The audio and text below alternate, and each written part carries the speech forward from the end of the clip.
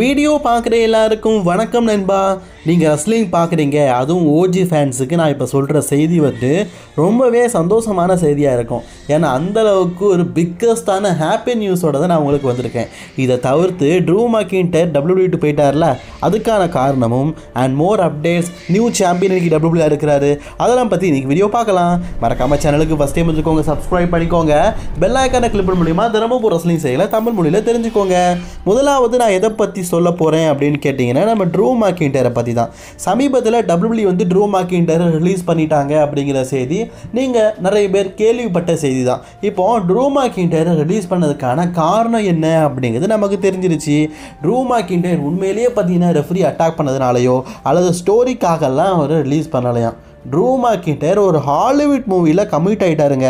எப்படி கோடி ரோட்ஸுக்கு இன்ஜுரின்னு சொல்லிட்டு ஒரு மாதம் ரெஸ்ட் எடுத்துட்டு, அதாவது போலியாக ஏமாற்றிட்டு போனாரோ, அதே மாதிரி ட்ரூ மக்கின்டையரும் அடிபட்டார், போலியாக ஏமாற்றிட்டாரு அப்படின்னு சொல்ல முடியாதுல்ல. அதனால் ஏதாவது ஒரு ஸ்டோரிலைன் கிரியேட் பண்ணணும்னு சொல்லிட்டு இப்படி பண்ணிட்டாரு. ட்ரூ மக்கின்டையர் பார்த்தீங்கன்னா இந்த ஹிக்லாண்டர் அப்படிங்கிற ஒரு மூவிங்க, இந்த படத்தோட பேர் ஹிக்லாண்டர். ஸோ அதில் ஒரு மிகப்பெரிய பிரபலத்தோட அண்ணனை நடிக்கிறாரு. காய்ஸ், நான் சொல்கிறத நோட் பண்ணிக்கோங்க. WWE ஒர்க் பண்ணுற கோடி ரோட்ஸோ ரோமன் ரெயின்ஸோ அல்லது ட்ரூ மக்கின்டையரோ அவங்க இதுவரைக்கும் ஹீரோவாக எந்த படத்தையும் நடித்தது கிடையாது. சைடு கேரக்டராக தான் நடிக்கிறாங்க. ஸோ உங்களுக்கு புரிகிற மாதிரி சொல்லணும்னா, சைடு கேரக்டர் அப்படின்னா இப்போ ஒரு டியூடு படத்தில் எப்படி நம்ம மலையாள ஆக்டர் ஒருத்தர் சைடு கேரக்டராக லவ்வர் பொசிஷனில் நடிச்சிருப்பாரு, அதே மாதிரி தான் பார்த்தீங்கன்னா ட்ரூ மக்கின்டையர் இதில் இவரோட பிரதராக ஒரு ரோல் பண்ண போகிறாராம். அந்த பிரதர் ரோல் அப்படிங்கிறது பார்த்தீங்கன்னா, ஆக்சுவலி இந்த படத்தை இதுக்கு முன்னாடி ஜப்பான்லையும் ஸ்பானிஷ்லையும் எடுத்துருக்கிறாங்களாம்.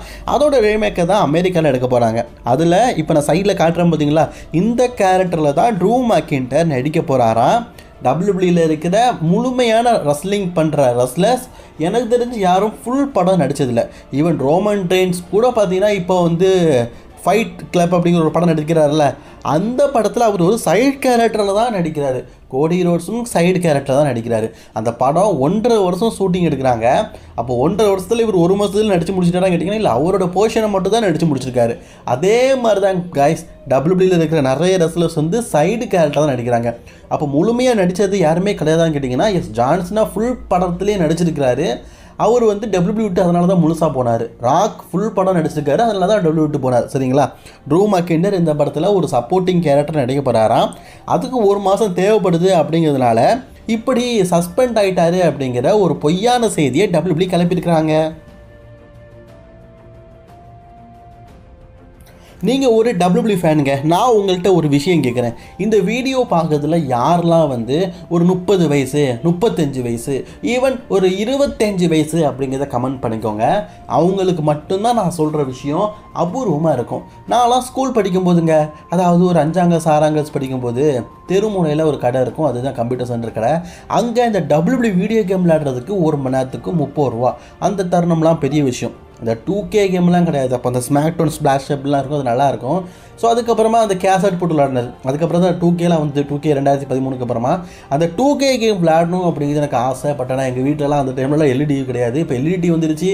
ஸோ பிளேஸ்டேஷன் வாங்குறது கூட அது எவ்வளோ தெரியல, ஒரு 10,000 இருக்குமா, அது வாங்குறது கூட ஓரளவுக்கு சமாளித்து வாங்கிடலாம். ஆனால் விளையாடுறதுக்கு நேரம் இல்லை, நம்மலாம் பெருசாக வளர்ந்துட்டோம். ஆனாலும் எனக்கு ஒரு ஆசை அந்த கேம் விளையாடணும் அப்படிங்கிறது. இப்போது அதை நெட்ஃப்ளிக்ஸ் நிறைவேற்ற போகிறாங்க. அதாவது என்னன்னா, நெட்ஃப்ளிக்ஸில் 2Kயை அப்லோட் பண்ணிட்டாங்க. சரி, இதனால் நான் எதுக்கு சந்தோஷப்படணும் அப்படின்னு கேட்டிங்கன்னா, இதில் தான் ட்விஸ்ட்டு. இந்த கேமை மொபைலில் விளையாடலாம். என்ன ப்ரோ சொல்கிற, நெசமாவான்னு கேட்டிங்கன்னா, மெய்யாலுமா நான் சொல்கிறேன். அஃபிஷியலி பார்த்தீங்கன்னா இதை மெய்யாலுமா WWE பார்த்தீங்கன்னா அவங்களுடைய சோஷியல் மீடியாலேயே சொல்லிட்டாங்க. நெட்ஃப்ளிக்ஸ் ஆப்பில் அவங்க அட்வர்டைஸ்மெண்ட்டும் பண்ணிட்டாங்க. கூடிய சீக்கிரம் இது வரப்போதான். அதாவது 2Kல எப்படி ரியாலிட்டிக்காக ரெஸ்லர்ஸோட என்ட்ரன்ஸு, தீ மியூசிக்கு, அவங்க வர்றது, சண்டை போடுறது, இதெல்லாம் இருக்க போதோ அதே போல் இருக்க போதான். நான் சொல்கிறது நம்பலைன்னா நீங்கள் வேணால் நெட்ஃப்ளிக்ஸ் ஆப்பில் போய் செக் பண்ணி பாருங்கள். நெட்ஃப்ளிக்ஸ் ஆப் பக்கத்துலேயே கேம்ஸ்னு ஒன்று இருக்கும். ஆக்சுவலி நான் சொல்கிறது கேட்டுக்கோங்க. நீங்கள் நெட்ஃப்ளிக்ஸில் மாதம் 150 ரூபா கொடுத்து நெட்ஃப்ளிக்ஸ் பார்க்குறீங்கல்ல, அப்படிப்பட்டவங்களால் மட்டுமே இந்த கேமை விளையாட முடியும். எல்லாராலும் விளையாட முடியாது. ஸோ நீங்கள் நெட்ஃப்ளிக்ஸில் 150 ரூபா ரீசார்ஜ் பண்ணிங்கன்னா அதில் வர்ற படங்களையும் பார்த்துக்கலாம், வெப் சீரிஸை பார்த்துக்கலாம், அடிஷனாக நிறைய கேம்ஸ் உண்டு, அதையும் பார்த்துக்கலாம். இனி WWE கேம்ஸையும் பார்த்துக்கலாம். அப்படிங்கிறது தான் கூடுதல் சிறப்பான விஷயம். 2K கேம்ஸ் எல்லாம் விளையாட வேண்டாம், நம்ம மொபைல்லே விளையாடலாம். கிராஃபிக்ஸில் எப்படி இருக்குன்னா, இப்போ நீங்கள் பார்க்குறீங்கல்ல, இதெல்லாம் நெட்ஃப்ளிக்ஸ் அஃபிஷியலி அவங்க அப்லோட் பண்ண கிராஃபிக்ஸ். இந்த மாதிரி தான் மொபைலில் இருக்கிற ரெஸ்லர்ஸ் இருப்பாங்கன்னு பார்க்குறதுக்கு நல்லா இருக்குல்லப்பா. இந்த ப்ளே ஸ்டேஷனில் இருக்கிற அளவுக்கு அந்த ஆடியன்ஸ் சைடு ரியாலிட்டியாக இல்லாட்டாலும் ரோமன் ரெயின்ஸ் அந்தளவுக்கு இந்த ரியாலிட்டியாக இல்லாட்டாலும் ஆனால் ஓகே இது ரோமன் ரெயின்ஸ் அப்படின்னு தெரியுது. ஆக்சுவலி இது இன்னும் வரல. நான் வந்து நெட்ஃப்ளிக்ஸ் ஆப்பில் போயிட்டு பார்த்தா நெட்ஃப்ளிக்ஸ் ஆப்லேருந்து டேரெக்டாக கூகுள் ப்ளேக்கு போயிடும். ப்ளே ஸ்டோரில் தான் டவுன்லோட் பண்ண முடியும். அதில் ப்ரீ ரெஜிஸ்ட்ரேஷன் பண்ணிட்டேன். கூடிய சீக்கிரம் வரப்போகுது. வந்த உடனே பார்த்தீங்கன்னா நான் மொபைலில் டவுன்லோட் பண்ணி விளையாட போகிறேன். மேபி இந்த நவம்பர் எண்டிங்குள்ளே வந்துடும் அப்படிங்கிற மாதிரி சொல்லப்பட்டிருக்குது. இது எனக்கு மட்டும் இல்லை, இந்த கேம் விளையாடணும் அப்படின்னு சொல்லிட்டு சிறு வயசுலேருந்து ஆசைப்படுவாங்கல்ல அவங்களுக்குலாம் சந்தோஷமான செய்தி. ஏன்னா மொபைலில் விளையாட போகிறோம்ல, ஒரு சந்தோஷமான செய்தி தானே. அடுத்த செய்தி, அஃபிஷியலி ரெசல்மனியாவுடைய அடுத்த ப்ரோமோவை ரிலீஸ் பண்ணியிருக்கிறாங்க. ஃபஸ்ட்டு ப்ரோமோ எப்படி ரோமன் ரெயின்ஸ்க்கான ப்ரோமோவாக இருந்ததோ இந்த செகண்ட் ப்ரோமோ அப்படியே கோடி ரோட்ஸ்க்கான ப்ரோமோவாக இருக்குது. இதில் கோடி ரோட்ஸ் வந்து எப்படி சின்ன வயசுலேருந்து ரெசல்மனியாவில் மேட்ச் விளையாடணும்னு ஆசைப்பட்டார், அதன் பின்பு எப்படி ரெசல்மனியாவில் மெயின் ரோடு விளையாடினார் அப்படிங்கிற அவருடைய சொந்த கதை சோக கதையை பேசுறதுக்காகவே இந்த ப்ரோமோ ரிலீஸ் பண்ண மாதிரி இருந்தது. இது முழுக்க கோடி ரோட்ஸ்க்கான ப்ரோமோ. அப்படி பார்த்தா இன்னும் சிஎம் பாங்குக்கான ப்ரோமோ, ப்ராக் லெஸ்னருக்கான ப்ரோமோ வரும் வாரங்களில் வரும் அப்படின்னு எதிர்பார்க்கப்படுறேன். WWE பார்த்தீங்கன்னா இந்த வருஷம் ரெசல்மனியாவை எப்படியாவது டிக்கெட் செல்லிங் அதிகப்படுத்தணும்னு நினைக்கிறாங்க. டிட் யூ கைஸ் உங்களுக்கு ஒன்று தெரியுமா? வின்ஸ் மேக்மேன் இருக்கும்போது கடைசி ரெசல்மனியாவில் 25,000 இருந்தது. அதுக்கப்புறம் குறைஞ்சி 65, 69 வந்துட்டு. ஏன் குறைஞ்சது அப்படின்னு கேட்டிங்கன்னா டிக்கெட் ப்ரைஸ் தான். நாளுக்கு நாள் டிக்கெட் ரேட்டு கூட்டதுனால ரெசல்மனியா ஆடியன்ஸும் டிக்கெட் சேலிங் கம்மியாயிட்டு போகிற போக்க பார்த்தா 50, 40, 30ன்னு சொல்லிட்டு ரெசல்மனியாவும் 10,000 ஆடியன்ஸ் இருக்கிற இடத்துக்கு கொண்டு வந்துருவாங்க போல இருக்குது.